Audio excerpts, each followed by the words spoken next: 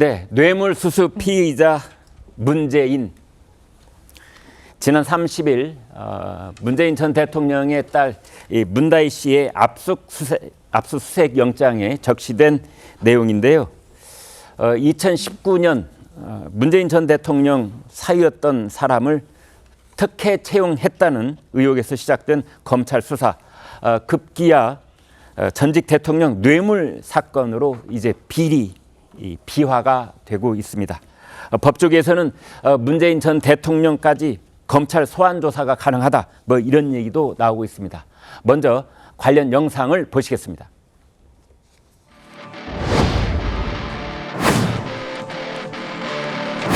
영역 행사한 적이 없느냐? 네, 없습니다. 예. 전혀 도와준 적 없고요. 예. 영향력 행사한 적이 없다 이거죠? 예. 확실합니까? 예.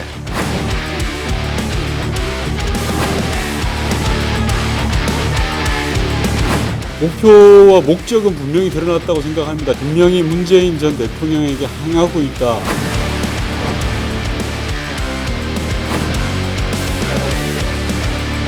대통령도 범죄 행위를 했다면 당연히 수사받아야 하고 또 엄정한 법의 심판도 받아야 할 것입니다.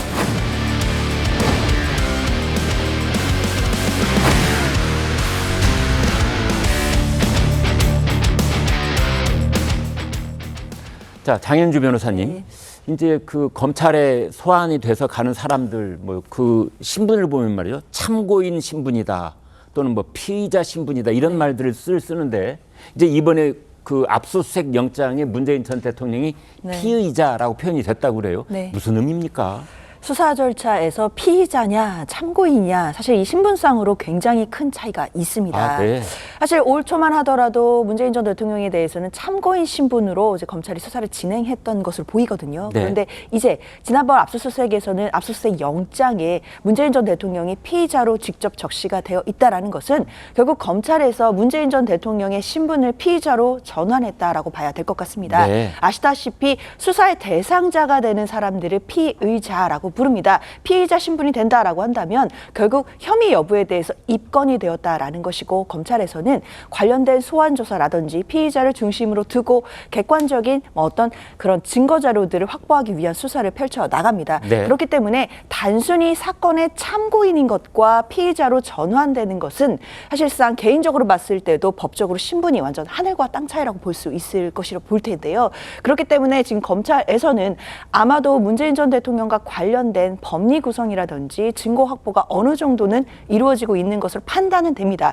그렇기 때문에 앞으로 수사가 진행되는 것 좀 더 살펴봐야 되는 것은 분명한데요. 분명한 것은 문재인 전 대통령에 대해서 이제는 좀 직접 뇌물죄에서 최종적인 이익을 취득한 사람으로 보고 있는 것이 아니겠느냐라는 지금 추측이 나올 수밖에 없는 지점이고, 그렇다면 일단 피의자로 적시가 되었고 피의자로 입건이 되었다라고 한다면 앞으로 문재인 전 대통령에 대해서 이른바 소환 조사가 이루어질 수 있을 것인지 사실상 그 부분으로 모든 좀 쟁점들이 모아질 것 같습니다. 네. 근데 그 대목에서 장 변호사님 하나 궁금한 건 이런 겁니다. 이제 압수수색을 하기 위해서 검찰이 법원에다가 영장을 발부해 주세요 이렇게 청구를 하잖아요. 신청을 하잖아요. 그런데 그 영장에 문재인 피의자라고 돼 있는 부분을 영장 전담 판사가 인정을 했다 이런 뜻이 또 되는지요?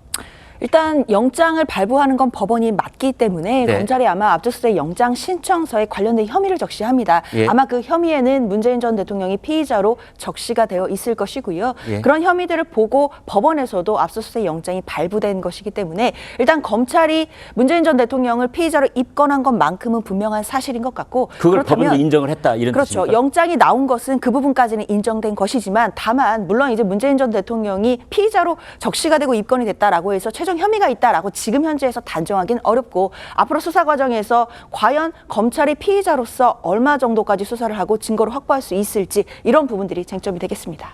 최백무 국장님, 이제 검찰이 전주지검입니다. 세 곳을 압수수색을 했잖아요. 서울에 2곳, 그다음에 제주도에 1곳. 근데 제주도에 있는 곳이 이제 별장으로 돼 있고 그 앞 주인이 송기인 신부라고 돼 있더라고요. 송 신부는 이제 노무현 전 대통령, 문재인 전 대통령 멘토다 뭐 이렇게 알려졌던 이제 그런 인물인데, 한 가지 궁금한 건 첫 번째 이런 겁니다. 천주교 신부님도 개인 재산을 이렇게 등기를 해서 자기 재산 소유로 하고 매매도 하고 그러는지요? 왜 그러냐면요. 네. 보통의 경우에는 이제 사재가 되기 전에 네. 재산을 가지고 있을 수 있잖아요. 뭐 그렇죠. 상속을 받은 재산이 있다든지 하면 그런 걸 유지할 수가 있고요. 네. 그리고 신부님도 뭐 액수가 크진 않지만 월급을 받습니다. 네. 뭐 그런 것도 있고 특히 송긴 신부의 경우에는 한 15년 전쯤에 은퇴를 했어요. 네. 그러니까 은퇴한 지 굉장히 오래된 그 신부님이기 때문에 네. 뭐 재산을 뭐 이렇게 등기를 해서 누구하고 사고 팔고 하는데 별다른 문제점은 없는 것으로 알고 있습니다. 네. 그렇기 때문에 그 송긴 신부의 별장을 이제 어찌 보면 문재인 전 대통령과도 일종의 특수관계잖아요. 네. 그렇기 때문에 뭐 3억여 원을 주고 문재인 전 대통령의 딸 다혜 씨가 그걸 매입을 했다고 하는데 오히려 그 매입 대금이 어디서 나왔느냐 뭐 이런 부분이 더 궁금해지는 대목인 걸로 그러네요. 보입니다. 그래서 그것도 압수수색을 한 것이다. 그렇게 봐야 그렇기도 되겠네. 하고 이제 매입을 했는데 예를 들어서 이제 뭔가 이 자료나 증거물 같은 걸 숨겨놨을 가능성이 있다고 네. 보잖아요. 네. 그게 뭐 자택이나 사무실에 숨겨놨을 가능성도 있지만 그런 별장 같은데 그랬을 가능성도 있기 때문에 아마 그런 첩보가 있거나 뭐 이런 것들 때문에 이제 제주 별장까지도 함께 압수수색 대상이 된 건 아닌가 싶습니다. 네.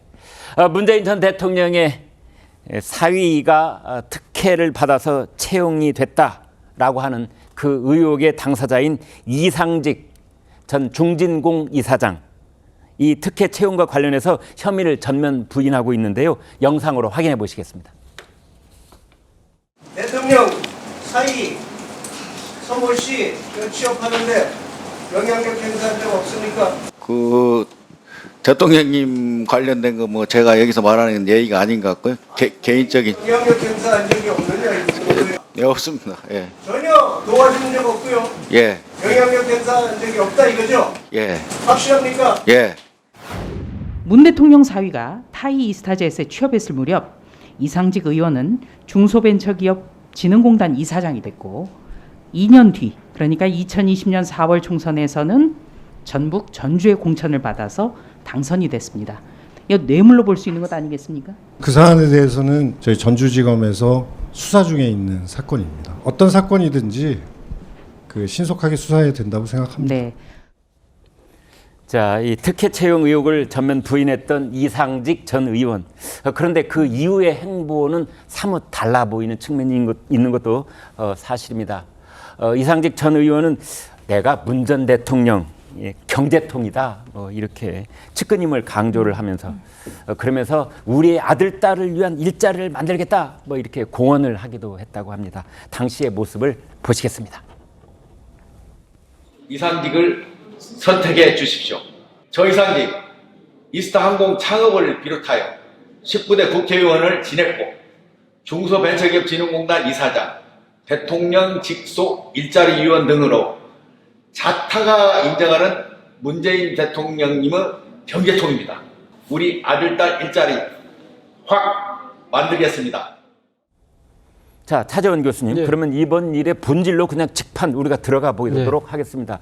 문재인 전 대통령이 피의자로 적시가 됐다는 것은 그것도 뇌물수수 혐의예요. 네. 그렇다는 것은 이제 이상직으로부터 문재인 피의자에게 돈이 직접 갔다는 뜻은 아닐 테고요. 네. 뭔가 그 다른 곳을 거쳐서 갔다 이렇게 보는 거 아니겠습니까? 결국 뭐 문 전 대통령의 사위가 네.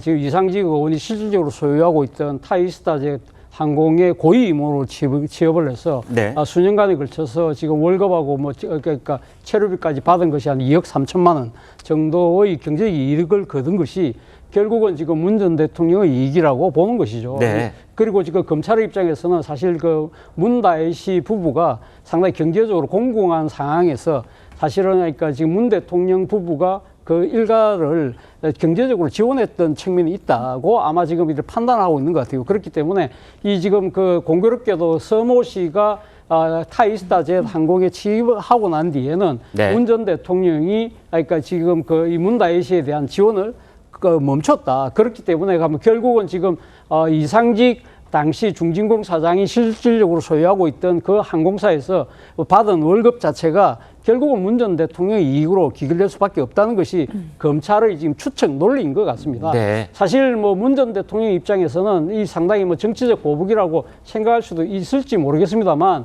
일반 국민들이 지켜보는 입장에서는 분명히 좀 이 지금 의혹의 시선이 갈 수밖에 없는 상황인 것도 분명한 것 같습니다. 네. 왜냐하면 지금 이상직 그 당시 중진공 사장이 임명된 것이 2018년 3월께였거든요. 그리고 바로 그 직후에 이 지금 그 한 4개월 뒤에 지금 서모 씨, 그러니까 당시 문 전 대통령의 사이가 이 지금 이 항공사에 취업을 하는데 문제는 이 서모 씨가 항공사 관련된 경력이 전혀 없었다는 것이죠. 네. 그리고 또 제가 알기로는 이상직 당시 중진공 이사장과 사실은 뭐 지금 뭐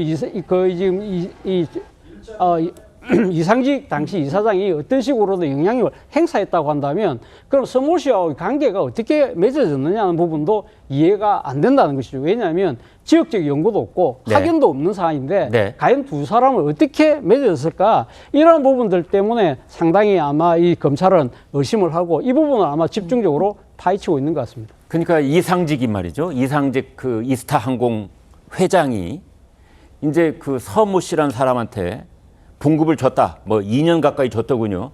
그렇다면은 그 사람의 능력을 보고 돈을 줬느냐?